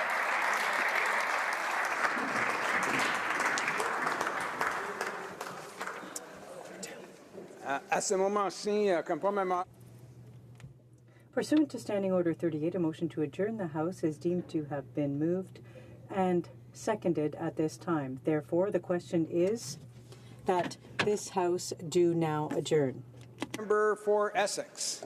Thank you, Mr. Speaker. And I rise tonight to bring back to debate a question that I had posed prior to us signing on to the new USMCA, or the new NAFTA as it's being called.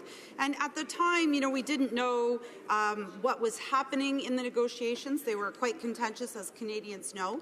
But we did know we were hearing about U.S. proposals that would lead to higher drug costs for Canadians. We also were talking about the expectation that Canadians had that Liberals would defend good jobs in the new NAFTA. And of course, we know now that the steel and aluminum tariffs remaining on the table have not done so, and have left a lot of Canadians, tens of thousands of Canadians, steel and aluminum workers and small businesses across our country, in a very precarious position. So it is a true failure of the Liberal government to have not achieved the removal of these tariffs and to protect those jobs. And now we find ourselves in a very odd space, Mr. Speaker, where we've signed on to the agreement and we have no leverage with the United States to use to remove these tariffs. And communities across my region of southwestern Ontario, Essex in particular, are extremely hard hit because of these tariffs and the underlying really ecosystem that they support in terms of the automotive and manufacturing sector that flourishes and is really a key driver not just of the economy in Ontario, Mr. Speaker, but of in the entirety of Canada.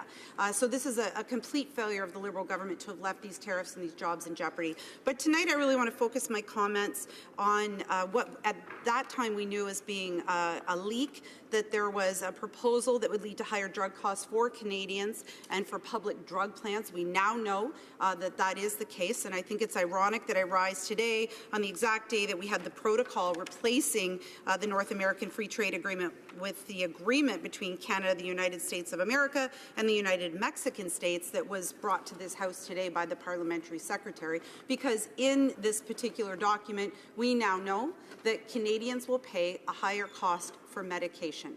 And the question really is why? Why would the Liberals sign us on to an agreement that will cost Canadians more for drugs, life-saving drugs, drugs that make their lives more comfortable every day, people who suffer from chronic conditions across our country and quite frankly are making very difficult choices about whether or not they're paying their bills or affording their medication. And I think, at the time, the response that I got from the Parliamentary Secretary to the Minister of Foreign Affairs and Canada-US Relations, and I quote, Mr. Speaker, I know how proud Canadians are of our public health care system, and we are going to defend it, end quote. So, of course, we now know that to be completely false, that Liberals did not defend the cost of medication in the new trade agreement, and we have really left them to be paying the cost of that. And we know there's a health cost to that. There's a mental health cost to that. Canadians widely want to see us have a pharmacare plan, which just continues to be studied and never implemented by any government in this country, to the great detriment of the health of our citizens. But really, this is a sweetheart deal for pharmas, for big pharma. This is the Liberals really letting Canadians know that they will stand up for big pharmaceutical companies and they will not stand up for Canadians. So my question really that I have to pose again tonight is, why did the Liberals agree to these provisions that will increase the cost of medication for Canadians? And I'm hopeful, Mr. Speaker, that my response will not be a canned response talking about the deal itself. I want specifically tonight to hear why the Liberals have made it more expensive in signing this deal for Canadians to afford their medication. The Honourable Parliamentary Secretary to the Minister of Veterans Affairs. Thank you, Mr. Speaker. I'm pleased to be here today to participate on this important discussion on drug prices in Canada. Our government is committed to strengthening health care system across the country and supporting the health of Canadians. We know that Canadians are proud of our publicly-funded and universal health care system. However, we recognize that almost 1 million Canadians give up food or eat to afford the prescription drugs they need, or they do not take prescribed drugs due to high prices. C'est pourquoi notre gouvernement, Monsieur le Président. That's why our government is taking measures to make these medications more affordable and accessible. We are aware that we can do more. In the 2018 budget, we created the advisory board on a pharmacare program, and the task force is chaired by Dr. Eric Hoskins, who's working with experts and Indigenous, provincial, and territorial leaders. The task force will look towards international examples, and in the spring of next year, will report to government with recommendations on how to implement a national, affordable pharmacare system for Canadians and governments. Council has been engaged with a broad range of stakeholders and with Canadians. Through its consultation, the Advisors Council has received over 150 written submissions, over 15,000 responses on its online questionnaire. The Council had also heard from many Canadians through its online discussion forums, public community dialogue sessions, and regional stakeholder roundtable. Les rapports du Comité permanent de la santé. The reports of the Standing Health Committee and the Parliamentary Budget Officer on pharmacare will also be closely reviewed by the Advisory Council, which will examine the best way forward. Await the findings on this council, our government will continue to work to lower drug prices, provide more timely access to the new medicine Canadians need, and support appropriate prescribing. For example, our government is working closely with the province and territories through the Pan-Canadian Pharmaceutical Alliance to lower drug costs. En combinant la puissance de négociation. By combining the power of government's collective bargaining,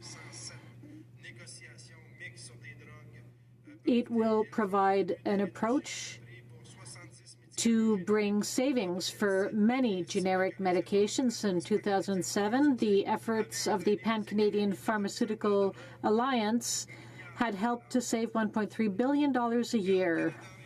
Change to better align its drug review process with health partners and to expand its priority review process to more effectively meet health care system needs. This will include establishing new regulatory pathways to drugs and working more closely with organizations and access to the cost effectiveness of drugs. All the measures that I have outlined today are significant.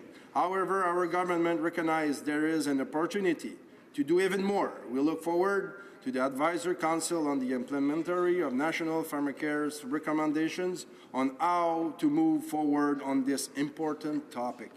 Thank you, Mr. Speaker. Member for Essex. Well, Mr. Speaker, the problem with that is the Liberals have been promising this since 1997.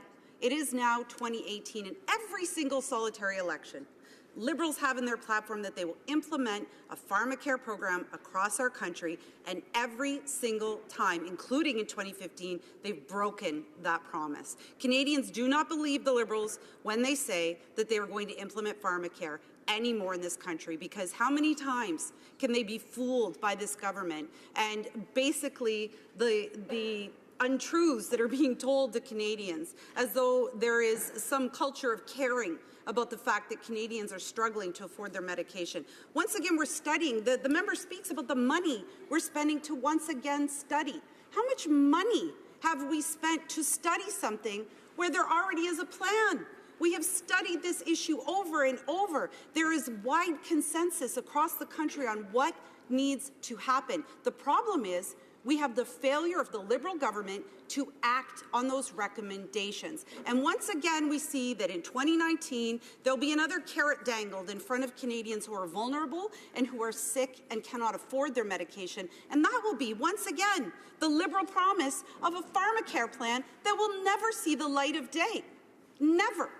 And now we see them spending money on pipelines, spending money on different things that aren't improving the lives of everyday Canadians. So again, my question is, why is the Liberal government not just being honest with Canadians that they will not implement pharmacare?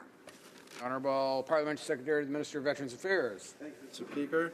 Now my colleague compared pharmacare with the pipeline, so we have a problem here today. Pharmacare is not something that we can achieve overnight. It's something that will require working closely with experts from all relevant areas, as will provincial, territorial, and Indigenous people.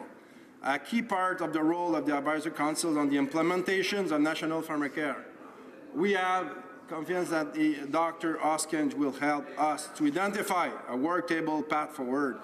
We have to get this detail right. We have to do it right. And we got to do it right, Mr. Speaker. Hello. Order.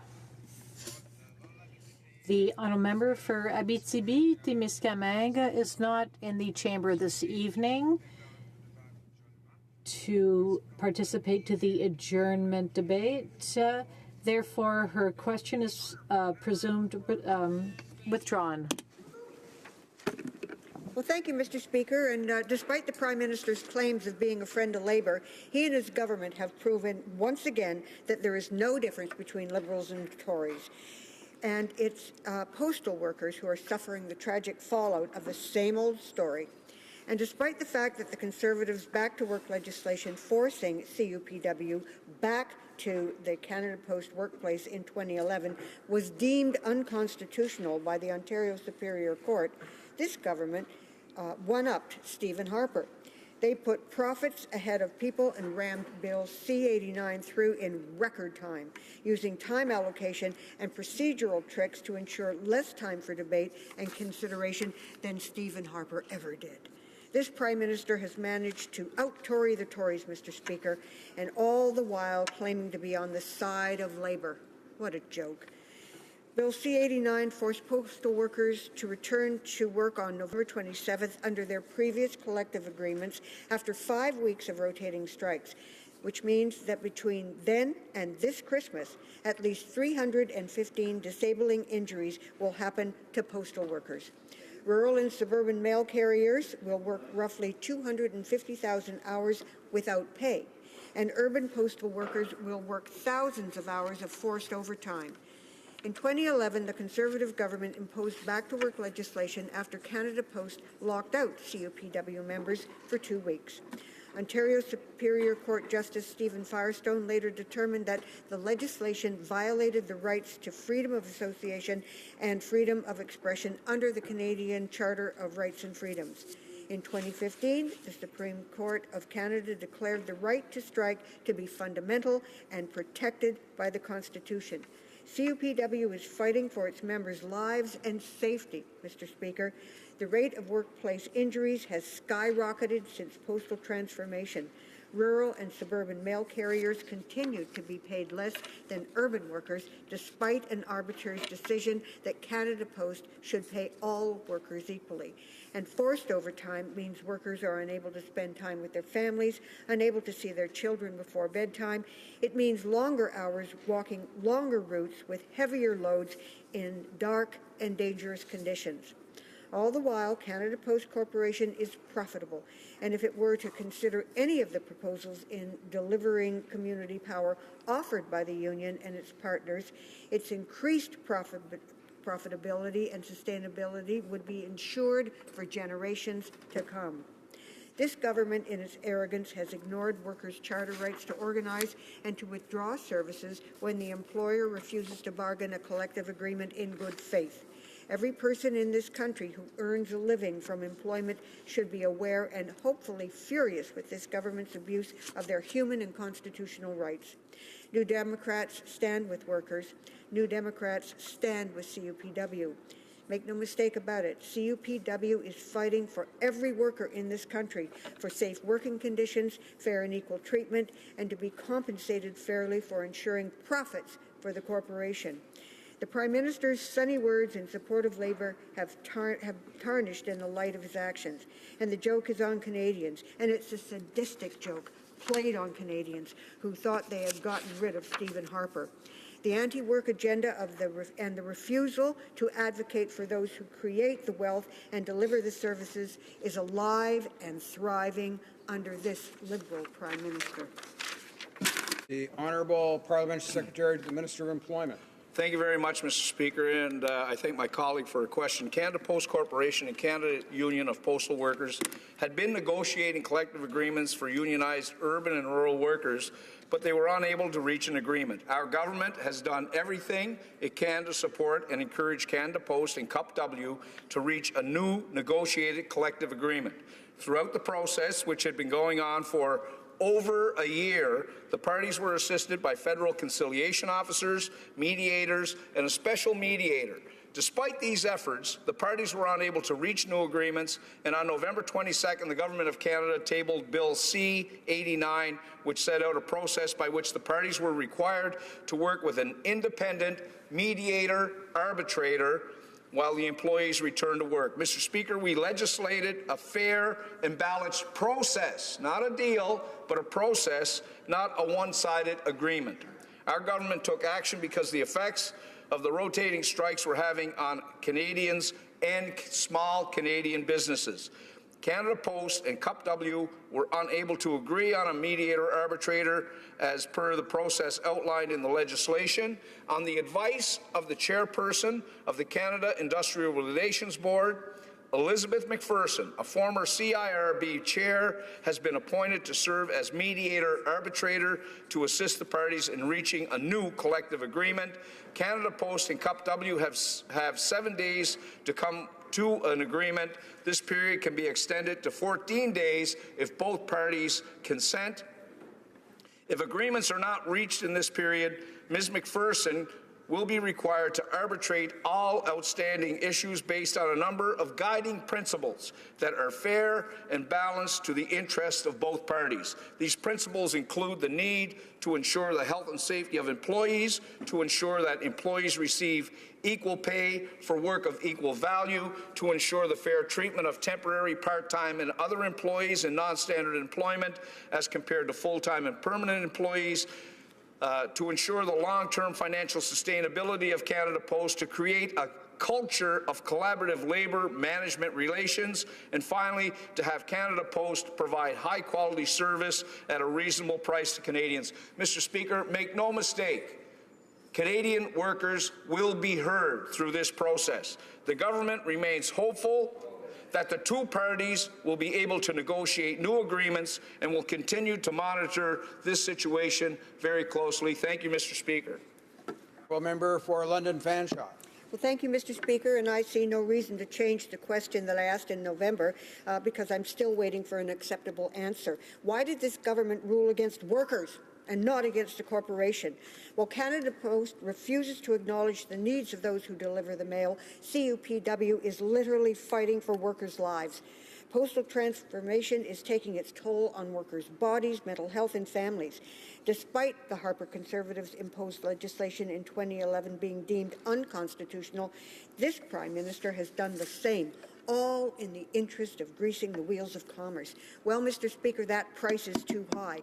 Why are corporate profits so much more important than workers' lives? Well, Parliament Secretary.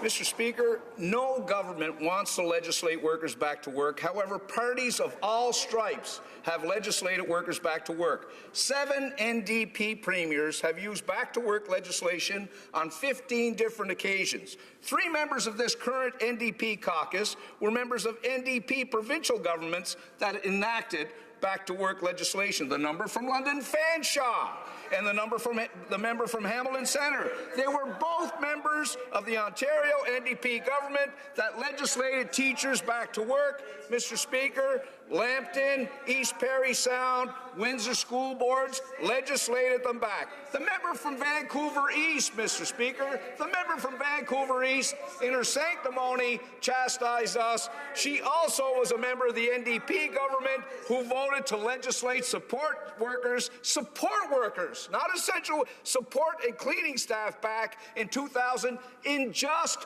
one day. One day. And I know, Mr. Speaker, federal NDP members, Bill Blakey, who's a great friend of mine who I love and endear, in 1995, when the railway workers were on strike, Mr. Speaker, you know what he did? He said, we got to bring those guys back. Check answered. The strike has gone on long enough. Mr. Speaker, the sanctimony from the corner, it never gets stale. It's up, and I appreciate the load they're shooting tonight.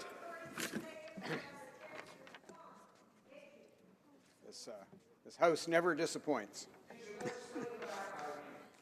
Motion to adjourn. Order.